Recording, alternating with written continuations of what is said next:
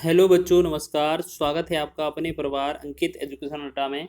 आज हम बात करने वाले हैं RRB NTPC, RRB group D और आरपीएफ के प्रीवियस ईयर एग्जाम के क्वेश्चन के बारे में। इसमें आज हमारा सेट 94वां सेट है और इसमें एलसीएम एचसीएफ से संबंधित महत्वपूर्ण प्रश्न करने वाले हैं। तो बात करेंगे। यहाँ लिखा है पहला क्वेश्चन, एक आयताकार आंगन 18 मीटर 72 सेंटीमीटर लंबा तथा 13 मीटर 20 सेंटीमीटर चौड़ा है। इस पर सभी समान आकार वाले वर्गाकार टाइल्स लगाए जाने हैं। आवश्यक टाइलों की न्यूनतम संभावित संख्या ज्ञात कीजिए। तो यहाँ पहली वाली जो लंबाई है वो 18 मीटर है, तो 1872 सेंटीमीटर हो जाएगा पूरा। दूसरा बोला गया है 13 मीटर 20 सेंटीमीटर है, तो ये 1320 सेंटीमीटर हो जाएगा पूरा। फिर इनका क्या करना है, हमें एचसीएफ निकालना है। तो इससे हम एचसीएफ निकालेंगे तो 4 से भाग करेंगे, 4 चौके 16 हो जाएगा। फिर हमारा 2 27, 4 सिंह 24, 4 अट्ठी 32 हो जाएगा। 4 तिया 12, 4 तिया 12, एक 0 हो जाएगा। फिर आगे बात करेंगे हम 4 से, 4 एकम 4, 4 एकम 4, अच्छा 4 से नहीं, यहाँ 2 से करेंगे, यहाँ 2 से करेंगे। 2 दूना 4, 2 तिया 6, 2 चौके 8, यहाँ 2 एकम 2 और 2 छिक 12, 2 पंचे 10। अब यहाँ पर 3 से और डिवाइड करेंगे, 3 से, 3 21 और 3 24, 3 15, 3 15। बस अब ये इस बार भाग नहीं जाएगा, तो ये जो मासा है हमारा कितना आ जाएगा, ये ऊपर 4 2 3, 4 2 3 का गुणा कितना है, 4 2 और 3, ये 4 दूना 8 है 24, इसका मासा आ जाएगा। ठीक है, तो हम कह सकते हैं जो वर्गाकार टाइल्स की जो न्यूनतम जो लंबाई और चौड़ाई है वो कितनी है, 24 मीटर है, 24 सेंटीमीटर। अब आपसे बोला है टाइल्स की संख्या कैसे ज्ञात करते हैं। तो पहले तो जो आयताकार आंगन है, फर्श है, उसका क्षेत्रफल निकालते हैं। तो उसका क्षेत्रफल निकालेंगे तो 1872 गुणे में 1872 गुणे में 1320 करेंगे। और एक वर्गाकार टाइल्स का क्षेत्रफल निकालेंगे तो 24 गुणे में 24 कर देंगे नीचे। ठीक है, अब यहाँ पे क्या करेंगे, हम इससे भाग करेंगे। ठीक है, तो यहाँ करेंगे हम 12 से, 12 दूना 24 और 12 एकम 12, 12 एकम 12, एक 0 हो जाएगा। ठीक, 2 से इसे डिवाइड करेंगे तो ये हो जाएगा 2 से, 2 पंचे 10, 2 पंचे 10। ऐसे इसे 12 से करेंगे, 12 एकम 12 दूना 24 हो जाएगा। तो 12 एकम 12, 6 18 है, 6 और 67 हो जाएगा, 12 पंचे 60 और 12 छिंग 72। फिर 2 से डिवाइड करेंगे, 2 7 14, 2 8 16।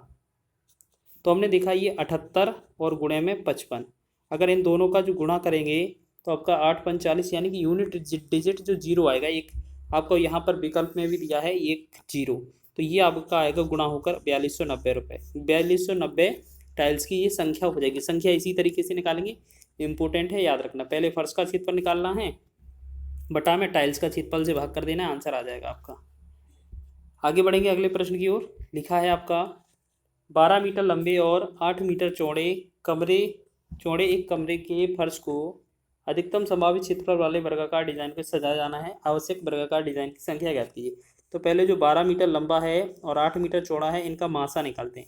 मासा निकालेंगे हम, 4 से भाग करेंगे, 4 तिया 12, 4 दूना 8। अब ये अलग अलग गया, तो यहाँ जब तक ये समान भाग जाता है ये मासा हो जाता है। तो एचसीएफ हमारा इसका जो होगा वो 4 हो जाएगा। ठीक है, अब आपको क्या करना है, जो फर्श का क्षेत्रफल बनेगा वो कमरे का, तो जो 12 गुणे में 8 है, इनकी लंबाई चौड़ाई को गुणा कर देते हैं।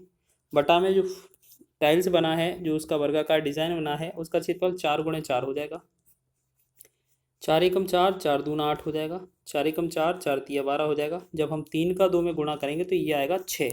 6 टाइल्स ही इसका राइट आंसर हो जाएगा। 6 वर्गाकार डिजाइन इसकी आंसर हो जाएगा। आगे बात करेंगे, तीसरा क्वेश्चन देखेंगे।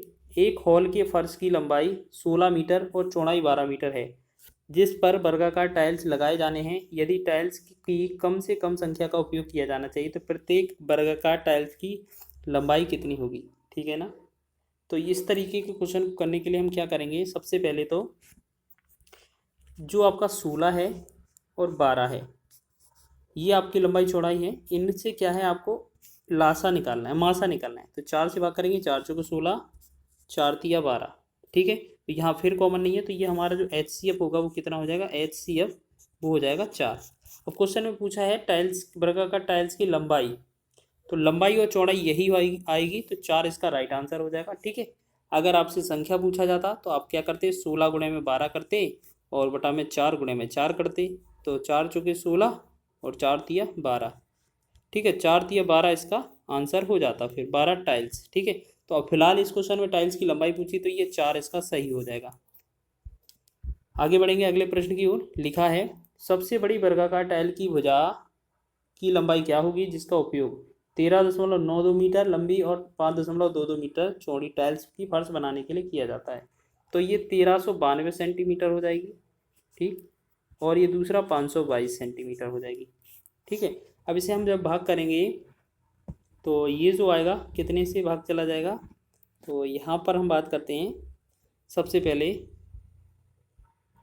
यहाँ पर दोनों संख्याओं का मासा निकालते हैं जल्दी से। ये हो गया 1392। यहाँ पर एक काम करते हैं, बड़ा वाला पीछे लिख देते हैं, 1392 हो जाएगा, और 522 ये दोनों सेंटीमीटर में आ जाएंगे। अब हम क्या करेंगे, इसमें 2 से भाग करेंगे तो 2 छिक 12 होगा, 1 2 9 18 और 2 छिक 12। फिर यहाँ करेंगे हम 2 दूना 4, 2 छिक 12, 2 एकम 2। फिर अब हम क्या करेंगे, अब क्या कर सकते हैं, 3 से करेंगे तो 3 दूना 6, 3 तिरका 9, 3 दूना 6, फिर 63 24 हो जाएगा और 3 21 हो जाएगा। ठीक है, अब क्या करते हैं हम इसमें, अब करते हैं हम 29 से करेंगे तो 29 का कितनी बार जाएगा, ठीक है, तो ये वो जो होगा, ये जो जाएगा कितनी बार जाएगा, ये 8 बार जाएगा, और ये 29 या 87। अब देखो यहाँ अलग अलग हो गया, तो ये जो निकलेगा हमारा ये मासा निकलेगा। तो यहाँ पर जो HCF बनेगा आपका कितना बनेगा, 2 गुणे में 3 गुणे में 29, तो ये 2 3 6, 6 9 54 हो जाएगा, 6 दूना 12 और 5 17, 174 इसका मासा बन जाएगा। अब बोला गया है इस फर्श बनाने के लिए किया जा सकता है। अच्छा, ये 174 मीटर जो है इस सेंटीमीटर, इसका जो है सेंटीमीटर है, ये इसकी वर्गाकार टाइल्स की लंबाई लग जाएगी। ठीक है, लंबाई या चौड़ाई। अब इसे मीटर में, सेंटीमीटर में दिया नहीं है, लेकिन क्वेश्चन का आंसर है 1 मीटर 74 सेंटीमीटर। तो इस 174 सेंटीमीटर को हम 1 मीटर 74 सेंटीमीटर लिख सकते हैं। तो ये आपका आंसर था। इस तरीके का क्वेश्चन बहुत पूछा जाता है। अगला लिखा है 300 और 450 का सबसे बड़ा गुणनखंड क्या होगा। सबसे बड़ा लिखा है, इसका मतलब क्या है, हमें क्वेश्चन में HCF निकालना है। ठीक है, HCF। तो हम क्या करेंगे, 36 मतलब 360 45 ये 360 और 450 है, यहाँ 10 से भाग करेंगे, ये 36 बचेगा, ये 45 बचेगा। फिर 9 से भाग करेंगे, 9 चौके 36, 9 पना 45। जब ये अलग अलग हो जाएं तो हम क्या करते हैं, इनका जो साइड का है इनका गुणा कर देते हैं, 9 गुणे में 10। तो ये जो होगा ये HCF हो जाएगा हमारा। 9 गुणे 10 कितना होगा, 90 हो जाएगा। तो 90 इस क्वेश्चन का राइट आंसर हो जाएगा। आगे बढ़ेंगे अगले प्रश्न की ओर। अगला प्रश्न लिखा है 56 और 84 दोनों का दूसरा सबसे बड़ा गुणनखंड कौन सा होगा। तो सबसे पहले 56 का और 84 का गुणनखंड करते हैं।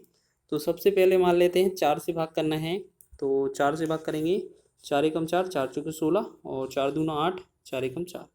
अब हम 7 से भाग कर देंगे, 7 दूना 14, 7 तिया 21।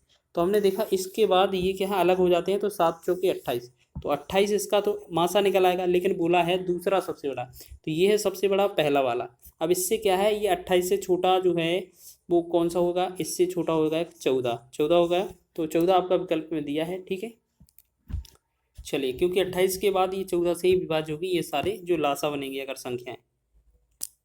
तो हम बात करेंगे यहाँ पर, इसका राइट आंसर हमारा C ऑप्शन हो जाएगा।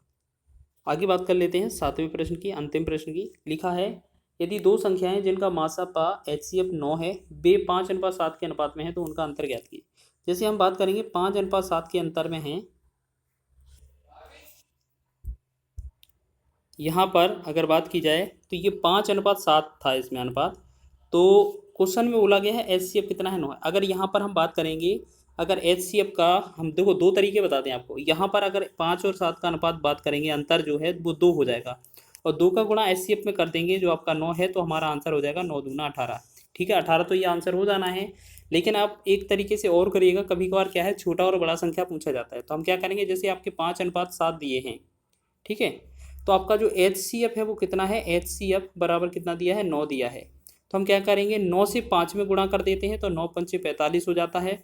9 का 7 में गुणा करते हैं तो 9 7 63 हो जाता है। अब आपसे बड़ा पूछा जाता तो ये आपका ये आंसर हो जाता, छोटा पूछा जाएगा संख्या तो ये 45 आंसर हो जाएगा। ठीक है, इस तरीके का क्वेश्चन बहुत पूछा जाता है, आपको याद रख लेना है। इस तरीके से बहुत इंपॉर्टेंट क्वेश्चन है, ये पूछे जाते हैं। ठीक है, वीडियो अच्छा लगा है तो वीडियो को लाइक करें, शेयर करें, चैनल पर नए हैं तो चैनल को सब्सक्राइब कर लें।